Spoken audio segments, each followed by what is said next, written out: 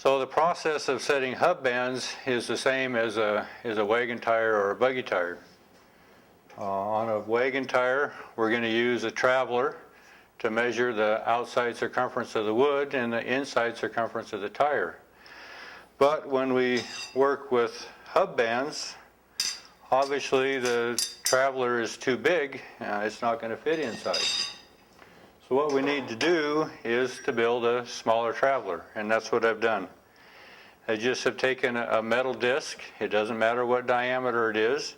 I've taken a cold chisel and I've highlighted it. I've imprinted it and then I painted it with white so that I can see that starting point. This will fit inside our hub bands. And if you work on some light carriage wheels, buggy wheels, some of those little bands are smaller yet, and we just need to make a smaller little traveler. So what we'll do when we set hub bands is we'll take a pencil and we'll make a little mark, and with our highlighted starting point, we'll start there and we'll just travel around the hub, and wherever we stop, we're going to put that mark on our little homemade traveler here. That's why it doesn't really matter if we have increments. We don't have to have measurements. All we're looking for is relationship, hub to iron. So we make that little mark there. Then we're going to take our hub band and we'll put a little starting point there with our soapstone, and we'll line up our starting point on our traveler. Go ahead and measure that around, and where our second mark on our traveler is, we'll transfer that mark over to the hub band, cut it out, weld it, reshape it, and all that's necessary to set it back on. So the principle is the same, we just a little smaller circumferences.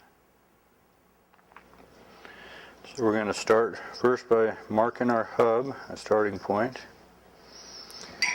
Then with our little traveler, we'll line that up and then measure the circumference of our hub. We want to be careful that we don't let it slip.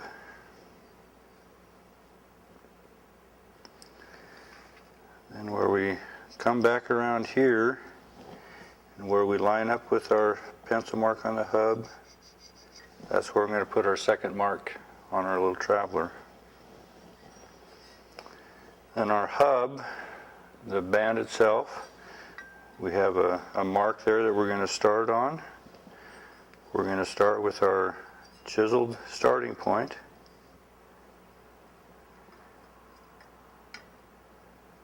Measure the circumference there.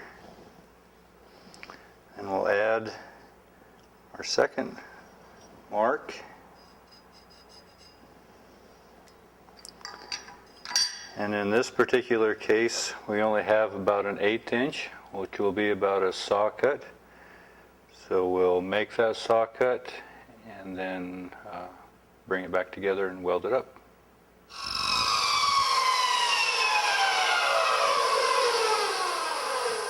Now oftentimes when you cut these bands, you'll end up with a space in there. Maybe you've cut out a certain portion, or oftentimes there's just an internal pressure in this iron and it'll kind of open up.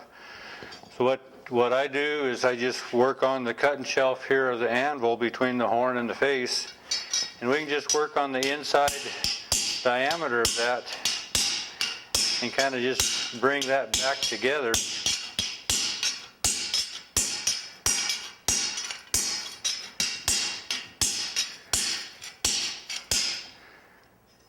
It saves having to work with clamps and such when we're welding.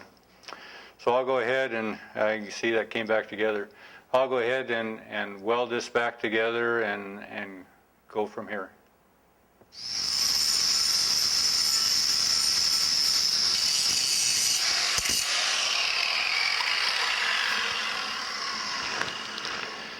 Now normally when I'm working with any iron that I'm going to set under pressure, like a wagon tire, a buggy tire, or even these buggy hubs, I'll take a torch and I take this welded spot and heat it up to where it's kind of a cherry red.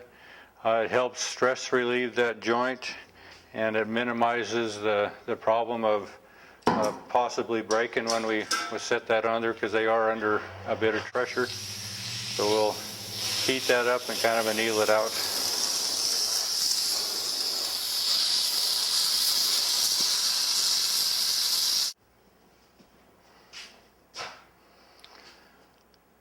Now that we've kind of taken the stress out of this, when we work on it, reshaping it after we've cut it, oftentimes these bands will become out of round, and because we're working with such small tolerances, we like to make sure that we get this back into round again. So I use a mandrel here, and we'll go ahead and kind of bring this back into round.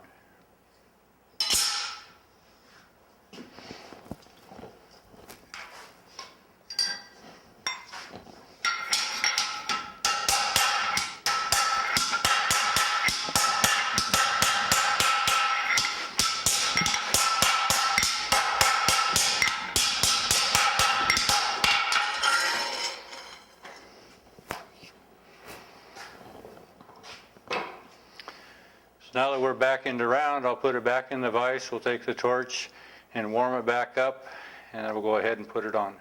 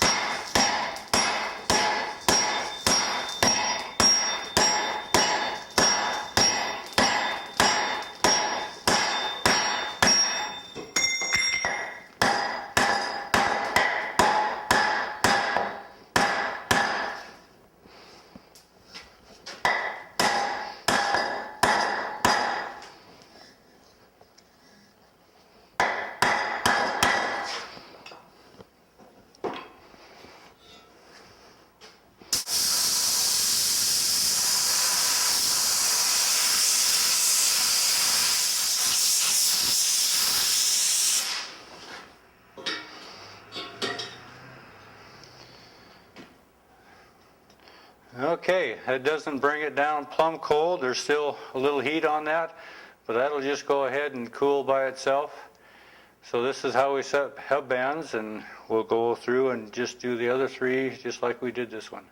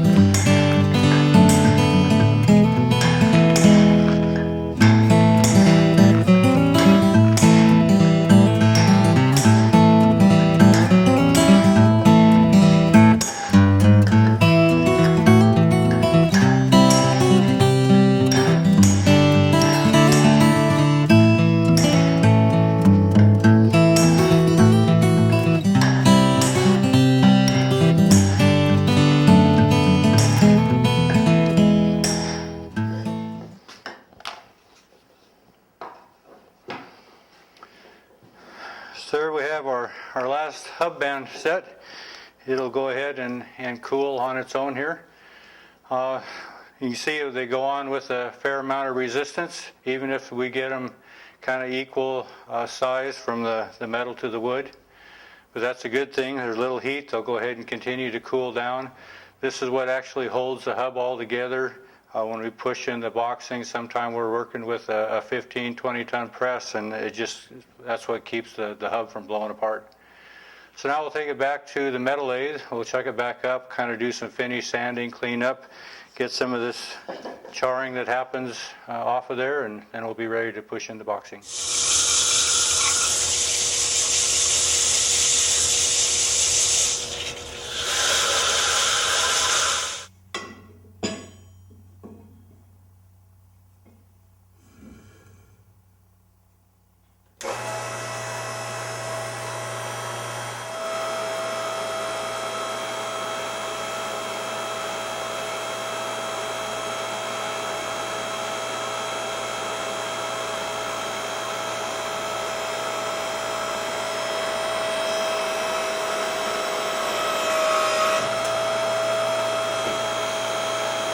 Our hub just about finished.